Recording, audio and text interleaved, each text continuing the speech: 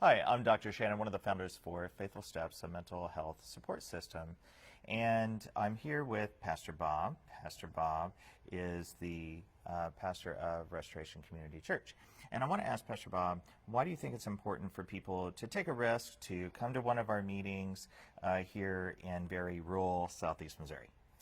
Well, as a pastor, I don't have the expertise that some of these people that I've been meeting at these meetings, and I don't even see it as a risk. I see it as a plus, because every time I attend these meetings, I'm connecting with somebody, be able to build bridges to people that have that expertise that I can bring back to the church.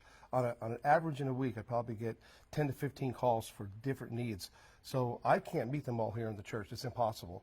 But if I have the ability to meet with people firsthand, build relationships, I can bridge people to the right people to help them. That's where I feel like I'm being more responsible, more caring for my congregation and for the community.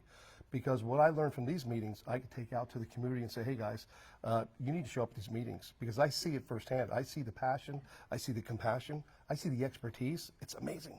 So I know you fairly well, and I know that you have a ton of training, but not everyone has the same training as you. So what kind of gaps do you see that perhaps relate to mental health or substance use? The lack of training is, how do you recognize the addictions? Where do you get the right treatment for that? It's not a cookie cutter one-stop approach.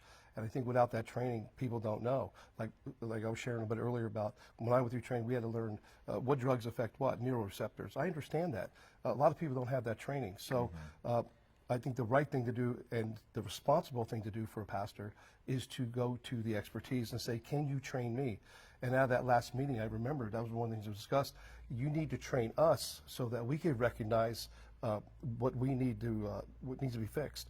So without that training, we're just kind of like in the dark. And we can get there through education training, and I know you know this well. I call them protective factors, but these are the services that you provide, other pastors provide on a daily and weekly basis, right? Yep. And that is just as vital as someone seeing me or anyone else.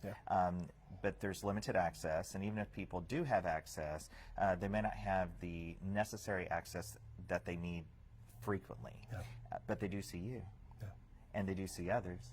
And that was the whole point for bringing us together, is how can we work together to better help our folks that we care so much about. Yeah, if I think about, at least 60 churches that I know of, I don't necessarily even know what the other churches are providing.